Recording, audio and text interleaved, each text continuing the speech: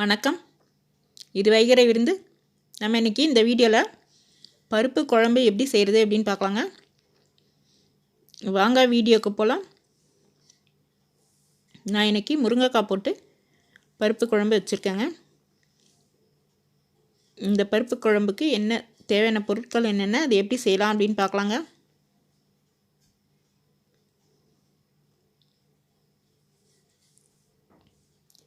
துவரம் பருப்பு 200 கிராம்,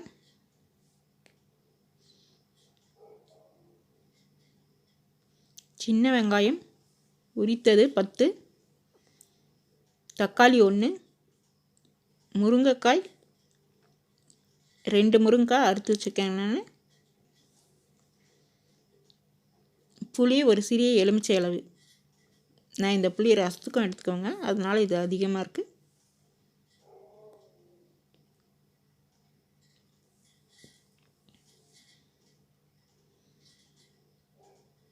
பூண்டு 5 பல், வெந்தயம் சிறிதளவு, பெருங்காயம் சிறிதளவு, மஞ்சள் தூள் 1/4 டீஸ்பூன், வடகம், கறிவேப்பிலை, கொத்தமல்லி தழை, எண்ணெய் 1 டீஸ்பூன்,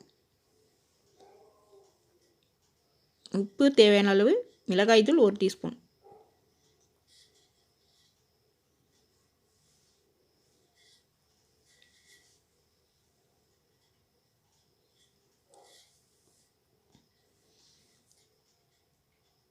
நம்ம இப்போ ஒரு குக்கரில் பருப்பை போட்டுக்கலாங்க. போட்டுட்டு நல்லா கழுவிட்டு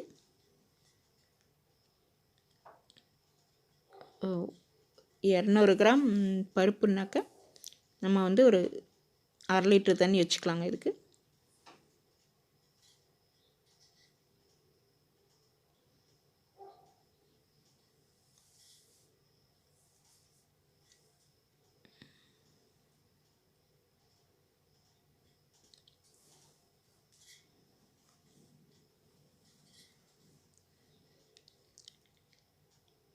இப்போ பூண்டு போட்டுக்கலாம்.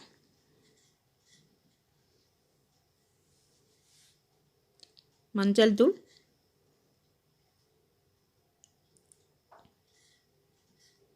பெருங்காயத்தூள்,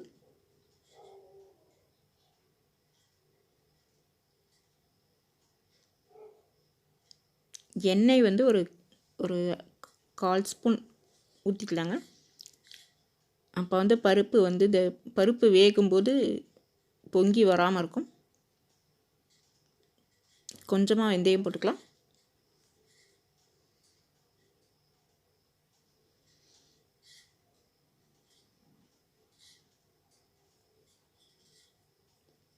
இப்போ நம்ம குக்கரை மூடி வச்சுக்கலாங்க.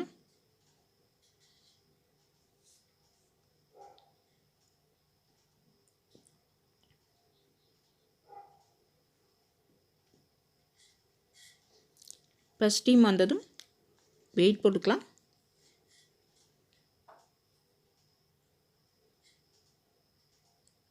அடுப்பை நல்லா ஹை ஃப்ளேமில் வச்சு ஒரு விசில் விட்டுக்கிட்டு 10 நிமிஷம் குறைச்சி விட்டுக்கலாங்க.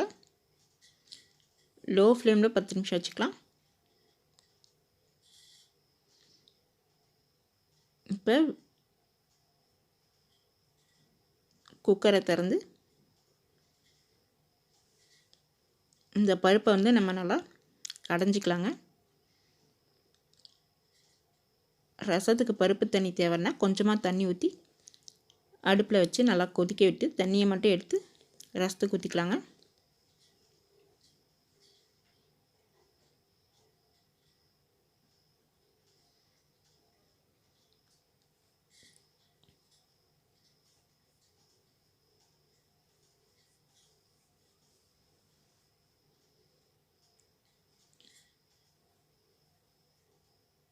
முருங்கைக்காய் போட்டுக்கலாம். உரித்து வச்சுருக்க வெங்காயமும் போட்டுக்கலாம்.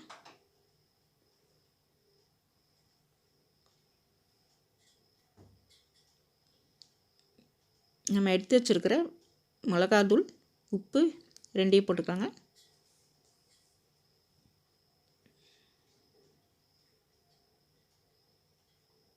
இப்போ வந்து நம்ம எடுத்து வச்சுருக்கிற புளியை வந்து நல்லா ஊற வச்சுட்டு கரைச்சிக்கலாங்க. கரைச்சி ஊற்றிக்கலாம்.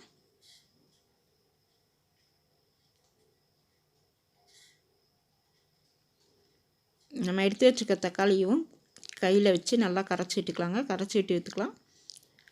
அறுத்து போடுறத விட கரைச்சி விட்டு ஊற்றினாக்கா குழம்பு டேஸ்ட்டாக இருக்குங்க.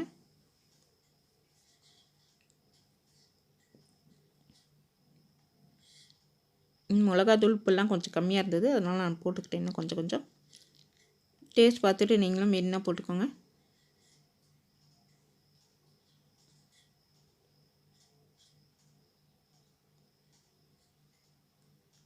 இன்னும் கொஞ்சம் தண்ணி ஊற்றிக்கலாங்க.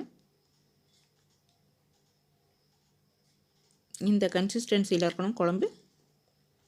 கருவேப்பிலை கொஞ்சம் போட்டுக்கலாம். இப்போ குக்கரை மூடிக்கலாங்க. மூடிக்கிட்டு 2 விசில் விட்டு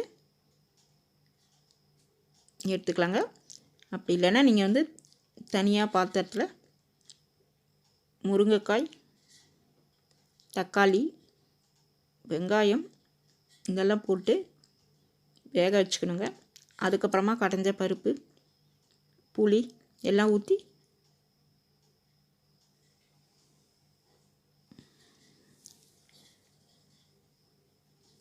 கொதிக்க விட்டுக்கணும்.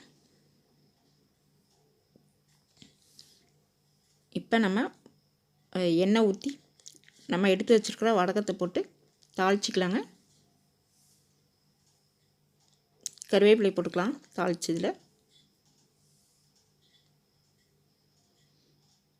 இப்போ குக்கர் விசில் அடங்கிடுச்சு. நம்ம இதை திறந்துக்கலாம். இப்போ நம்ம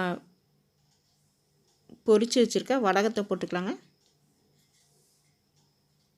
போட்டுக்கிட்டு ஒரு 2 கொதி விட்டுக்கலாம் அடுப்பில் வச்சு.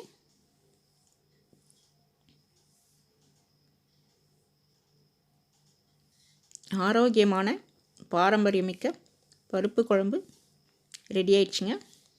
கொத்தமல்லி தழை போட்டுக்கிட்டு நம்ம இறக்கி வச்சுக்கலாம். உங்களுக்கு இந்த வீடியோ பிடிச்சிருந்தா வைகரை விருந்து சேனலுக்கு லைக் பண்ணுங்கள், ஷேர் பண்ணுங்கள், கமெண்ட் பண்ணுங்கள், சப்ஸ்கிரைப் பண்ணி பெல் பட்டனும் அழுத்துங்க. நன்றி, வணக்கம்.